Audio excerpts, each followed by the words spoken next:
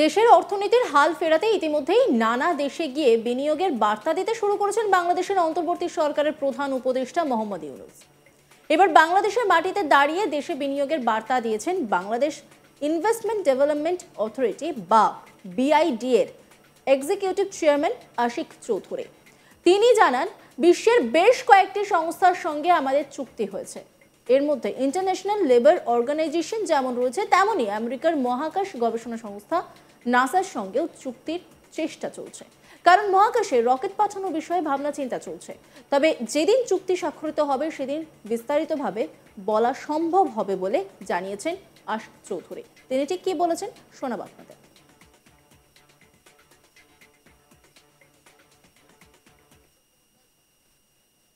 MOU signing actually is a big range, so এই রেঞ্জের মধ্যে শুধুমাত্র আমরা ইনভেস্টমেন্ট নিয়ে কথা বলছি না, আমরা এর পাশাপাশি আর বেশ কিছু যেগুলো টপিক আছে, যেগুলো মেইন কি টপিক ইনভেস্টমেন্ট ক্লাইমেট রিলেটেড, যেরকম একটা এক্সাম্পল হিসেবে আমরা বলতে পারি যে লেবার ল নিয়ে আমরা খুবই, আপনারা দেখেছেন যে ইন্টারিম গভর্নমেন্ট লেবার লর ব্যাপারে খুবই সিরিয়াস।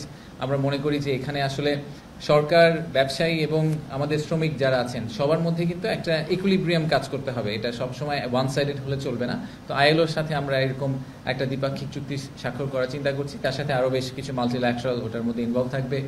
আমরা নাসার সাথে একটা চুক্তি স্বাক্ষর করার কথা চিন্তা করছি স্পেস এক্সপ্লোরেশন নিয়ে, নন মিলিটারি স্পেস এক্সপ্লোরেশন নিয়ে চুক্তি স্বাক্ষর কথা চিন্তা করছি। সেটা নিয়েও আপনাদেরকে আমরা যেদিন চুক্তি স্বাক্ষর করা হবে সেদিন আপনাদেরকে আমরা আরও ডিটেইল জানাতে পারবো।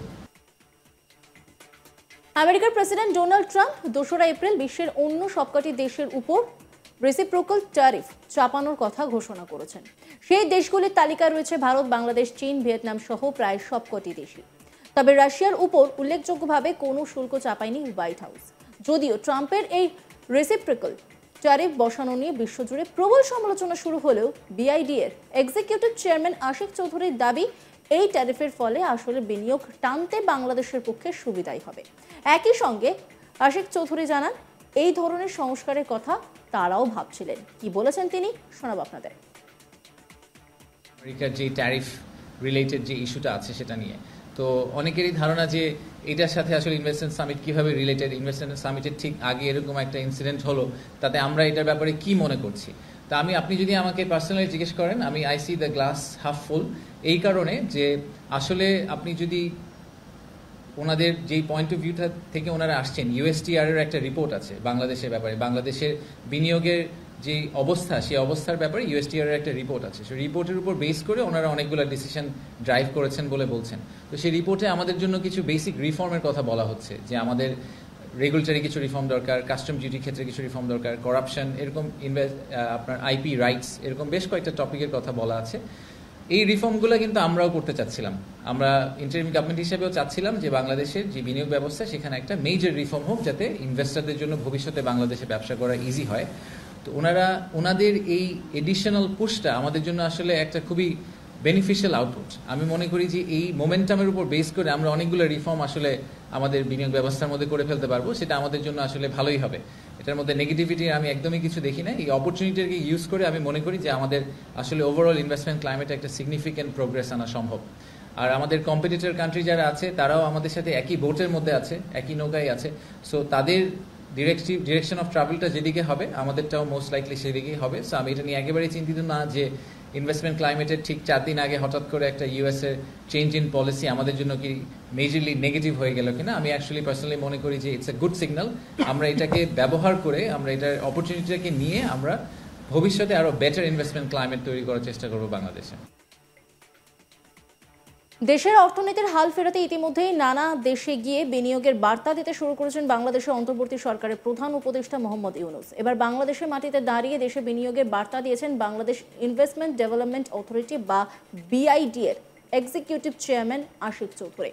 তিনি জানান, বিশ্বের বেশ কয়েকটি সংস্থার সঙ্গে আমাদের চুক্তি হয়েছে। এর মধ্যে ইন্টারন্যাশনাল লেবার অর্গানাইজেশন যেমন রয়েছে, তেমনই আমেরিকার মহাকাশ গবেষণা সংস্থা নাসার সঙ্গে চুক্তির চেষ্টা চলছে, কারণ মহাকাশে রকেট পাঠানোর বিষয়ে ভাবনা চিন্তা চলছে।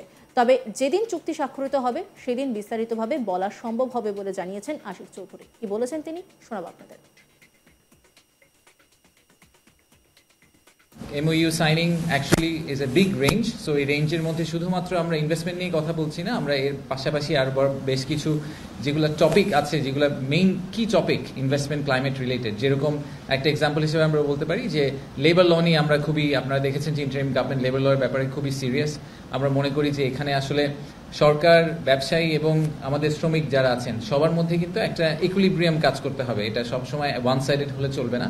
তো আইএলওর সাথে আমরা এরকম একটা দ্বিপাক্ষিক চুক্তি স্বাক্ষর করার চিন্তা করছি, তার সাথে আরও বেশ কিছু মাল্টিল্যাটারাল ওটার মধ্যে ইনভলভ থাকবে।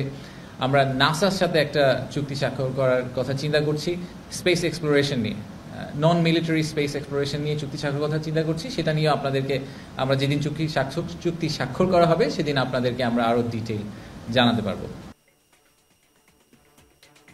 আমেরিকার প্রেসিডেন্ট ডোনাল্ড ট্রাম্প 2রা এপ্রিল বিশ্বের অন্য সবকটি দেশের উপর রেসিপ্রোকাল ট্যারিফ চাপানোর কথা ঘোষণা করেছেন। সেই দেশগুলির তালিকায় রয়েছে ভারত, বাংলাদেশ, চীন, ভিয়েতনাম সহ প্রায় সবকটি দেশই। তবে রাশিয়ার উপর উল্লেখযোগ্যভাবে কোনো শুল্ক চাপায়নি হোয়াইট হাউস। যদিও ট্রাম্পের এই রেসিপ্রোকাল ট্যারিফ বসানো নিয়ে বিশ্বজুড়ে প্রবল সমালোচনা শুরু হলেও বিআইডি এর এক্সিকিউটিভ চেয়ারম্যান আশিক চৌধুরীর দাবি, এই ট্যারিফের ফলে আসলে বিনিয়োগ টানতে বাংলাদেশের পক্ষে সুবিধাই হবে। একই সঙ্গে আশিক চৌধুরী জানান, এই ধরনের সংস্কারের কথা তারা ভাবছিলেন। কি বলেছেন তিনি, শোনাব আপনাদের। আমেরিকার যে ট্যারিফ রিলেটেড যে ইস্যুটা আছে সেটা নিয়ে তো অনেকেরই ধারণা যে এটার সাথে আসলে ইনভেস্টমেন্ট সামিট কিভাবে রিলেটেড, ইনভেস্টমেন্ট সামিটের ঠিক আগে এরকম একটা ইনসিডেন্ট হলো, তাতে আমরা এটার ব্যাপারে কি মনে করছি। তা আপনি যদি আমাকে পার্সোনালি জিজ্ঞেস করেন, আমি I C the glass half ফুল, এই কারণে যে আসলে আপনি যদি ওনাদের যেই পয়েন্ট অফ ভিউটা থেকে ওনারা আসছেন, ইউএসটিআর এর একটা রিপোর্ট আছে বাংলাদেশের ব্যাপারে, বাংলাদেশের বিনিয়োগের যে অবস্থা, সেই অবস্থার ব্যাপারে ইউএসটিআর এর একটা রিপোর্ট আছে। সেই রিপোর্টের উপর বেস করে ওনারা অনেকগুলো ডিসিশন ড্রাইভ করেছেন বলে বলছেন। তো সেই রিপোর্টে আমাদের জন্য কিছু বেসিক রিফর্মের কথা বলা হচ্ছে, যে আমাদের রেগুলেটরি কিছু রিফর্ম দরকার, কাস্টম ডিউটির ক্ষেত্রে কিছু রিফর্ম দরকার, করাপশন, এরকম আপনার আইপি রাইটস, এরকম বেশ কয়েকটা টপিকের কথা বলা আছে। এই রিফর্মগুলো কিন্তু আমরাও করতে চাচ্ছিলাম, আমরা ইন্টারিম গভর্নমেন্ট হিসেবেও চাচ্ছিলাম যে বাংলাদেশের যে বিনিয়োগ ব্যবস্থা সেখানে একটা মেজর রিফর্ম হোক, যাতে ইনভেস্টরদের জন্য ভবিষ্যতে বাংলাদেশে ব্যবসা করা ইজি হয়। তো ওনাদের এই এডিশনাল পুশটা আমাদের জন্য আসলে একটা খুবই বেনিফিশিয়াল আউটপুট। আমি মনে করি যে এই মোমেন্টামের উপর বেস করে আমরা অনেকগুলো রিফর্ম আসলে আমাদের বিনিয়োগ ব্যবস্থার মধ্যে করে ফেলতে পারবো, সেটা আমাদের জন্য আসলে ভালোই হবে।